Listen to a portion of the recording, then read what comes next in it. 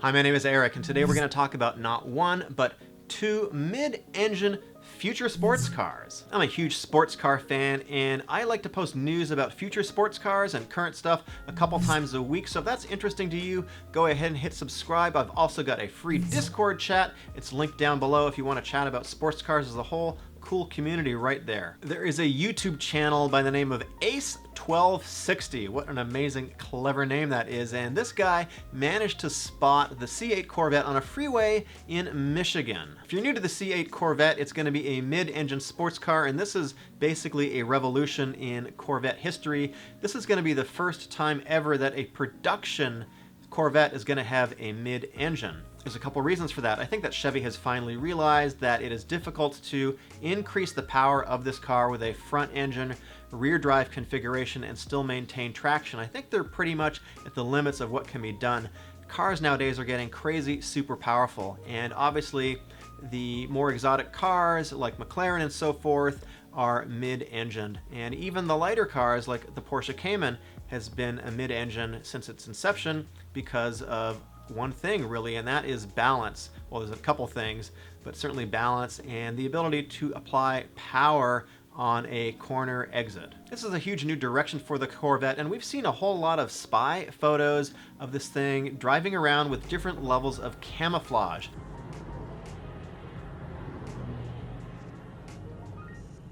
And I think that the current level of camouflage that we're seeing that Mary Barra showed off basically when she was in New York City talking about the July 18th debut of the car, which I'll be at and covering, by the way, there's these huge side vents on the side of the car. Now, there's an artist named Chaz Cron whose amazing work is displayed up here on screen, and he's been doing the renders of the C8 kind of using the camouflage as a base.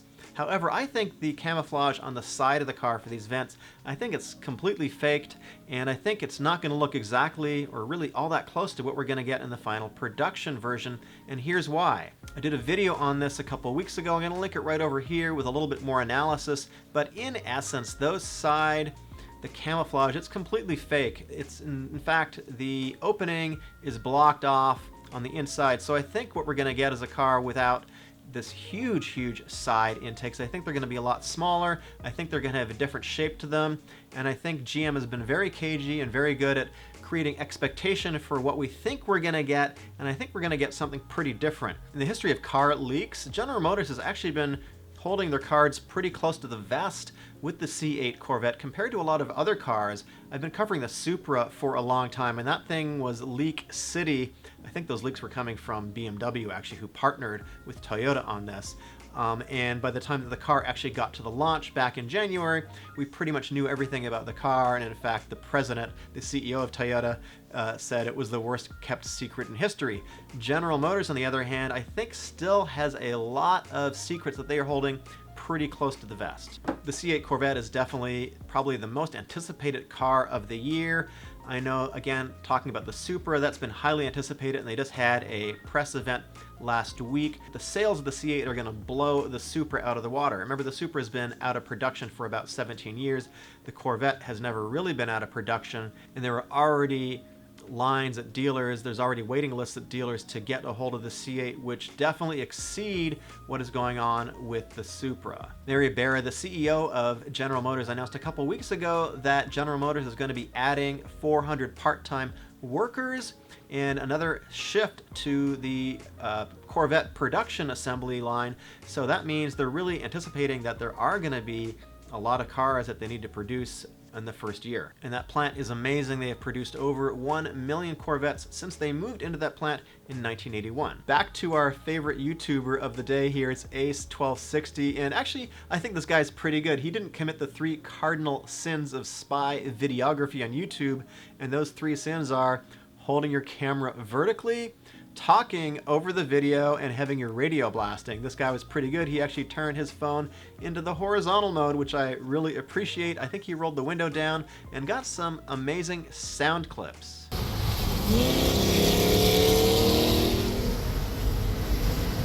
Now, I think if you're into the Corvette, you can agree that this sounds a lot like the current generation LT1, which of course makes 460 horsepower, 6.2 liters, about the same amount of torque, and is a traditional overhead valve design with the single cam in the V.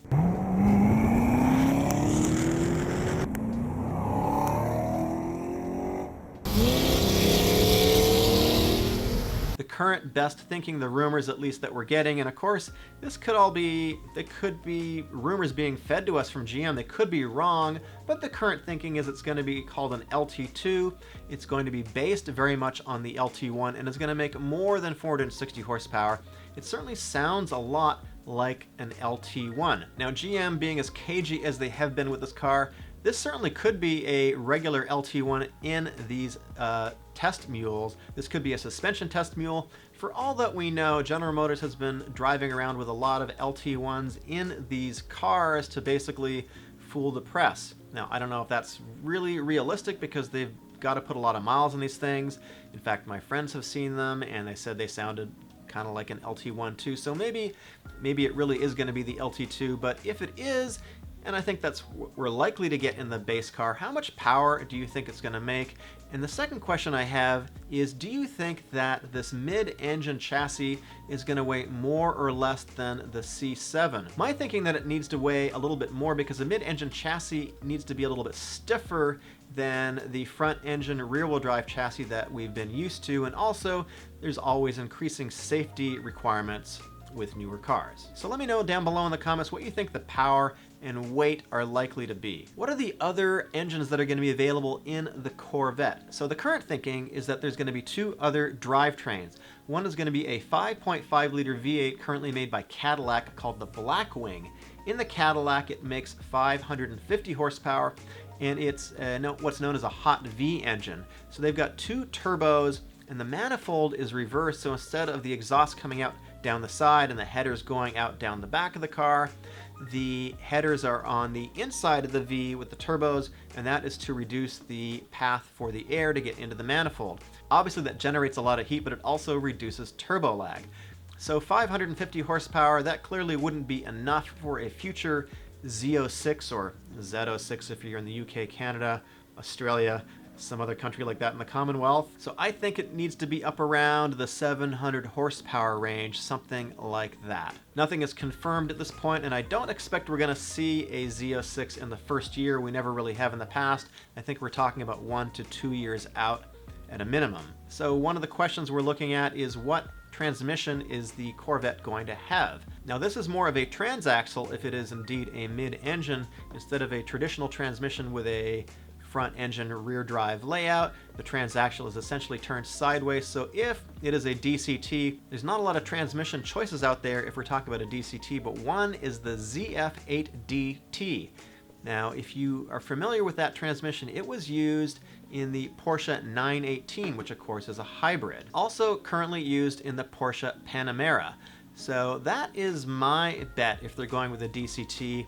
It's still possible there could be some Tremec developed automatic transmission for the car, but we don't really know. Again, Chevy is really not giving us a whole lot of hints on this thing. So of course it's possible that they might use this in a future hybrid Corvette. And speaking of hybrids, the McLaren 720S was recently spotted in Europe testing. No Motor 1 caught these photographs, and you can see there's this yellow sticker on the side indicating that it is a hybrid. Now the current McLaren 720S is an absolutely incredible car. It's one of the fastest things you can buy out there.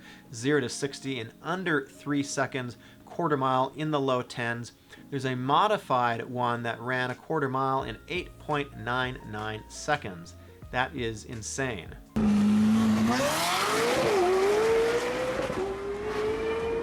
McLaren has said they are going to produce 18 new models by 2025. That sounds like an awful lot of new models. I think McLaren maybe should focus down a little bit, but I know that they're doing these special models to basically generate press, and there's going to be a lot of very, very low production runs. They just announced the GT yesterday, which personally, I'm not that in love with the styling. It looks a little bland from the side profile. I really do like the 720S, probably my favorite one right now, but McLaren is certainly trying to gain a lot of market traction, and they're doing a great job at it. My Patreons get early access to my videos. They're able to read my scripts. We've got monthly chats one-to-one and group chats. If you're interested in that, it starts at $1 a month. Again, my Discord is absolutely free. You can join it right down here, link down below. If you like sports cars, just pick a video to watch right over here. My name is Eric. I'll see you in the next video.